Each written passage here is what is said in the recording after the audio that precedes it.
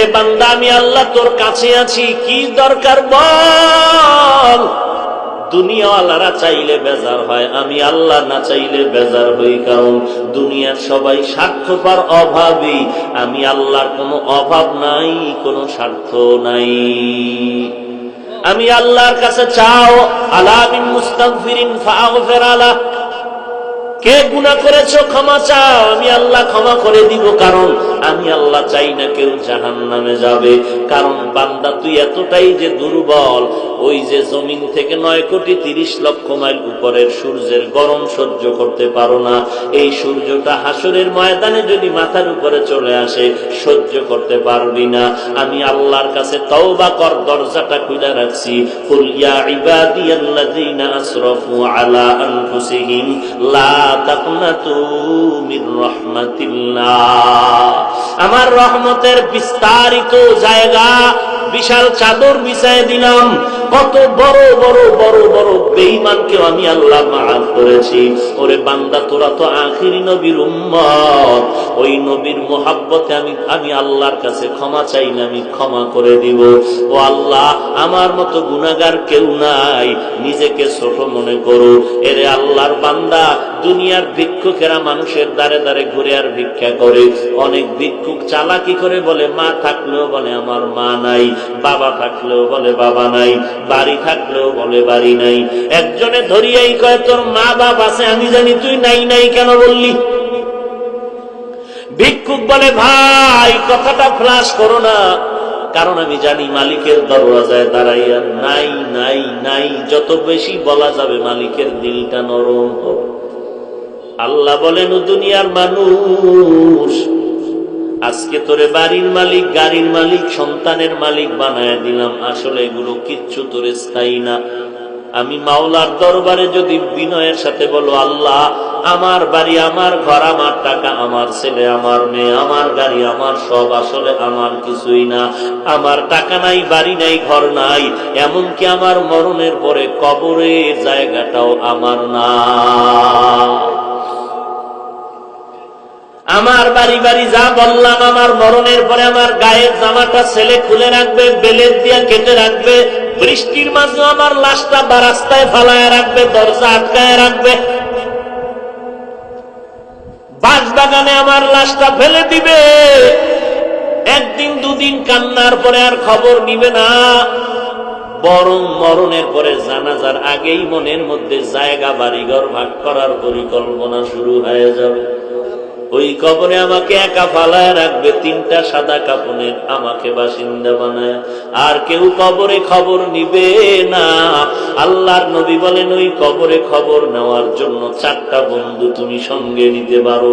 ক্বালান নবিয়্যু সাল্লাল্লাহু আলাইহি ওয়া আলিহি ওয়াসাল্লাম, إذا وضع الميت في قبره جاء القرآن عند رأسه والصلاة عن يمينه والصيام عن شماله وسائر الحسنات عند رجليه। আল্লাহর নবী বলেন, উম্মতের দল অন্ধকার কবরে রেখে যাওয়ার পর 2জন ফেরেশতা আসবে প্রশ্ন করার জন্য।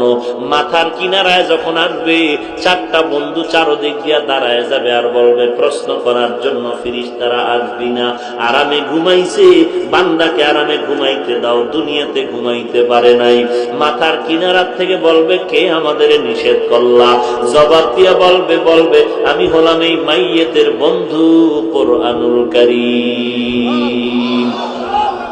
ফেরেশতারা ডান পার্শ্বে যাবে, আসবা না, কে নিষেধ করলা, বলবে আমি তার আপন বন্ধু নামাজ। ফেরেশতারা বাম কিনারায় যাবে, বলবে আসবা না, কে নিষেধ করলা, বলে আমরা তার বন্ধু রোজা। পায়ের কিনারায় যাবে, বলবে আসবা না, কে নিষেধ করলা, বলে বান্দার যাবতীয় নেক আমল, দস্তারখানের আমল, মেসওয়াকের আমল, টুপির আমল, দাড়ির আমল। কতক্ষণ তোমরা থাকবা, বলে আমাদের এই মাইয়্যতকে জান্নাতে ঢুকায়া দেওয়া পর্যন্ত থাকবো। এরে নবীর উম্মত, আর এই 4 বন্ধু যদি তোমার সাথে না নিয়ে যাও, ফেরেশতা প্রশ্ন করবে, রবের পরিচয় দাও, মার রব্বুক ওমা দীনুক, ধর্মের পরিচয় দাও, রাহমাতুল লিল আলামিনের পরিচয় দাও। তুমি তো ধর্ম কি জিনিস জানতাই না, ধর্ম কাকে বলে তাও ভালো করে চেনো না। স্লোগানে তালে তালে তাল মিলায় বলো, ধর্ম যার যার উৎসব সবার। তোমার নিজের যে একটা নিজস্ব ধর্ম আছে তার খবরই নাই। তোমার যে একজন আল্লাহ আছে সে আল্লাহর সাথে কোনো সম্পর্ক নাই। তোমার যে রহমাতুল লিল আলামিন আছে সেই ব্যাপারে তোমার খবর নাই। আল্লাহ তাআলা বলবেন, আর দেরি না করিয়া কবরের সাথে জাহান্নামের দরজাটা খুলিয়া দাও। জাহান্নামের আগুন কবরটা ভরে যাবে। একটা নয়, দুইটা নয়, 70 থেকে 99টা সাপ কবরে আসবে। এরে নবীর উম্মতের দল, নবী বলেন এই কবরের আযাব এমন ভাবে শুরু হয়ে যাবে, মানুষ আর জিন ছাড়া সব মাখলুকতেরা দেখবে। যে কারণে দেখা যায় অনেক কবরের পাশে কুকুরেরা ঘেউ ঘেউ ঘেউ ঘেউ করে কান্না করে, গরু রশি ছিঁড়িয়া পালায় যায়, কারণ ওরা কবরের আযাব নিজের চোখে দেখতে পায়। আল্লাহর নবী বলেন, আমি একদিন জান্নাতুল বাকির মধ্যে হাঁটতেছি আর দোয়া করতেছি, হঠাৎ করে গিয়া দেখি একটা কবরের মধ্যে আল্লাহ দেখায় দিলেন আযাব চলতেছে একটা যুবকের কবরে। আমি এই যুবকের কেন আযাব হয় আল্লাহর থেকে জানতে চাইলাম। আল্লাহ বললেন, ও মায়ের সাথে বেয়াদবি করেছে। আমি নবী ঠিকানা নিয়ে আল্লাহর থেকে ওই যুবকের মা বেঁচে আছে কিনা সাহাবায়ে কেরাম দিয়ে খবর নিলাম। খবর নিয়ে দেখলাম তার মা এখনো বেঁচে আছে। আমি নবী ডাকিয়া পাঠাইলাম, ওই মহিলা খবর দিল আমি যাব না। আমি বললাম, বলে দাও তার সন্তানের কবরে আযাব হয় যেন মাফ করে দেয়। ওই মা বলে, না না, আমার সন্তানের আমি কখনো মাফ করব না। রাহমাতুল লিল আলামিন তাকে ডাকিয়া আনলেন। এরপরে বললেন, তোমার সন্তানের কবরে আযাব হয়, মাফ করে দাও। বলে, না, আমি মাফ করব না। নবীজি বললেন, তো আগুনে জ্বলবে, তুমি কি মেনে নাও? বলে, হ্যাঁ, আমার কোনো আফসোস নাই। কারণটা কি? বলে, আমার সন্তান একদিন ঝগড়া করে বউয়ের সাথে তর্কর কারণে বউয়ের মায়ায় পড়ে, আমি মায়ের সাথে এমন তর্ক জড়ায় দিল, একটা ইটা নিয়ে আমার মাথার উপরে আঘাত করলো, আমি জমিনের মধ্যে পড়ে গেলাম। আমার মাথার রক্ত বের হয়ে জমিন লাল হয়ে গেল। আমি এমন কান্নায় দুর্বল হয়ে গেলাম, আমার এই কষ্ট জীবনে অন্তর থেকে মুছবে না। আমার সন্তানের কোনো ক্ষতি হোক এটাও আমার জানার দরকার নাই। নবী তো রাহমাতুল লিল আলামিন। আল্লাহ নবী বলেন সাহাবাদেরকে তাড়াতাড়ি কেরোসিন আর লাকড়িয়ানো আগুন জ্বালাইয়া উপরে উঠাইয়া সন্তানের জ্বালায় দিব। নবী যখন আগুন জ্বালায়, নবী তাকায় দেখে মহিলার চোখ থেকে পানিগুলো বের হয়ে গেল। ডাক দিয়ে কয়, ও নবী, আমার সন্তানের এই আগুনে জ্বালাইবেন না। আমার সন্তান হাজারো যদি অন্যায় করে, আমি নিজের চোখে তাকাইয়া সন্তানের কষ্ট সহ্য করতে পারবো না। এর নবীর উম্মতের দল, আল্লাহর নবী বলেন, আল কবরু রাউযাতুম মির রিয়াজিল জান্নাহ আও হুফরাতুম মিন হুফারিন নার। এর নবীর উম্মতের দল, আল্লাহর মুহাব্বত নিয়ে তওবা করে নাও। আল্লাহ তাআলা বলেন, কত বড় বড় বেঈমানকেও তো আমি আল্লাহ ক্ষমা করে মাফ করে দিয়েছি। তোমরা অন্যায় যদি করিয়া থাকো, চোখের পানি ছেড়ে কান্না করো, তওবা করো।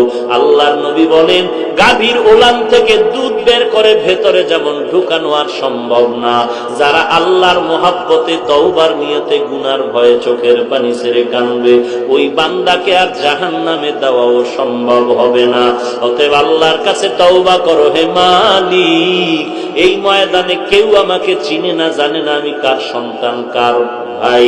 ও আল্লাহ, তুমি তো জানো এই ময়দানের মধ্যে আমার মতো গুনাহগার মনে হয় আর কেউ নাই। গুনার কারণে দেখি আমার হাত না পাক, আমার জিহ্বা না পাক, আমার অন্তর না পাক। ও আল্লাহ, এই অন্যায়গুলো যদি আমার কেউ সামনে করতো, আমি তাকে লাথি মেরে তাড়ায় দিতাম। ও দয়ার মালিক, এত বড় বড় গুনাহ করার পরে তুমি একবারও রাগ করে পানি বন্ধ করো নাই, বাতাস বন্ধ করো নাই। ও আল্লাহ, তুমি সূর্যের আলো বন্ধ করো নাই। আজকে ময়দানে হাজির হয়ে গেলাম তওবার জন্য। কতবার আজান শুনলাম, মসজিদে গিয়ে নামাজ আদায় করলাম না, ঘাট তারামি করে চলে গেলাম। কত আলেম কত বুঝাইলো, তাদের সাথে আমি উল্টা পাল্টা ব্যবহার করলাম। ও আল্লাহ, আজকে তওবা করতেছি, জীবন চলে গেল, গুনাহের কাছেও যাব না, নামাজ ছাড়ব না, মা বাবাকে কষ্ট দিব না। এরে যুবক, আল্লাহর গোলাম, তোমার মতো যুবক আজকে তাকায় দেখো, অধিকাংশ ক্ষেত্রে যুবকের চতুর্দিকে লাশ আর লাশ, মরণের কবর। আবার তাকায় দেখো, তোমার মতো যুবক স্কুল কলেজে লেখাপড়া করে, নামাজের সময় এক ওয়াক্ত নামাজ বাদ দেয় না। তোমার মতো যুবক কোটি টাকার ব্যবসা করে, এক টাকাও হারাম খায় না। তোমার মতো যুবক ড্রাইভারি করে, কৃষি কাজ করে, শ্রমিকের কাজ করে, নামাজ বাদ দেয় না। তোমার মতো যুবক র্যাব, আর্মি, পুলিশ, বিডিআরের চাকরি করে, একটু নামাজ বাদ দেয় না। তুমি কেন পারবা না রে ভাই? আল্লাহর দরবারে তওবা করে নাও, একটু কষ্ট করে নামাজ চালু করো, দেখবা এক সপ্তাহ পরে নামাজ না পড়লে মনটা খারাপ লাগবে। অভ্যাস করে নাও, না পারলে বারবার আল্লাহর কাছে তৌফিক চাও। আর কোন ভালো আল্লাহওয়ালা যদি পাও, যাদের দোয়া কবুল হওয়ার মতো দিল সাক্ষী দেয়, এমন আল্লাহওয়ালার থেকে একটু দোয়া নিওয়ার বলিও, হুজুর আমার জন্য দোয়া করবেন, আমি যেন 5 ওয়াক্ত নামাজ পড়তে পারি ঠিক মতো। মনটা চায় পড়তে, কিন্তু মাঝে মাঝে যাই, মাঝে মাঝে যাইতে পারি না। এরে আল্লাহর বান্দা, সব লাইনে তোমার মতো নামাজি বান্দা থাকলে তুমি কেন পারবা না? আল্লাহর কাছে তৌফিক চাও, তওবা করো, আল্লাহ আর গুনাহের কাছেও যাব না, আর নামাজ ছাড়ব না, দেশ ও জাতির বিরুদ্ধে কোন ষড়যন্ত্র করব না, আলেম ওলামাদের সাথে বেয়াদবিমূলক কোন আচরণ করব না, বিরোধিতা করব না, গীবত শিকায়াত করব না। তওবা করার যদি খাস নিয়ত থাকে, মুনাফিকি যদি না থাকে, খাঁটি তওবার নিয়তে দুটো হাত আল্লাহকে দেখায় দাও। আয় আল্লাহ, সবার হাত কবুল করে নেন। আয় আল্লাহ, আমাদের তওবা কবুল করে নেন। তওবার উপরে মজবুত হয়ে চলার তৌফিক দান করেন। আয় আল্লাহ, গুনাহের প্রতি ঘৃণা জমায়ে দেন, নবীর তরিকা মতে চলার তৌফিক দান করেন। আমিন। আলহামদুলিল্লাহি রাব্বিল আলামিন। والصلاة والسلام على سيد الأنبياء والمرسلين وعلى آله وأصحابه أجمعين يا أرحم الراحمين يا أرحم الراحمين يا أرحم الراحمين رب ارحمهما كما ربياني صغيرا رب ارحمهما كما ربياني صغيرا ও দয়ার মালিক, কুদরতের নজর দিয়া দেখেন ময়দানে কত উলামায়ে কেরাম হাজির। আয় আল্লাহ, কত সাদা দাড়িওয়ালা মুরব্বী হাজী সাহেবরা হাজির। আয় আল্লাহ, কত চাকরিজীবী, কত ব্যবসায়ীরা আপনার দরওয়াজায় হাত তুলেছেন। কত যুবক, কত ছাত্র ভাই, ছোট ছোট বাচ্চা, মাদ্রাসার ছাত্র, পর্দার আড়ালের কত মা বোনেরা। ও আল্লাহ, আমরা সবাই গুনাহগার, জাহান্নামের আসামি। আপনার দরওয়াজায় তওবার নিয়তে হাত তুলে ফেলেছি রে আল্লাহ। দয়ার নজরে আমাদের জীবনের সব গুনাহগুলো মাফ করে দেন। আয় আল্লাহ, আজকের মাহফিল কবুল করে নেন। আয় আল্লাহ, যারা আয়োজন করেছেন, সহযোগিতা করেছেন, কবুল করে নেন। আয় আল্লাহ, নবীজির মুহাব্বতে আমাদের মোনাজাত কবুল করে নেন। মা বোনদের আবেদা পর্দানিশী বানায় দেন। ছেলে সন্তানগুলো নেককার, দিনদার বানায় দেন।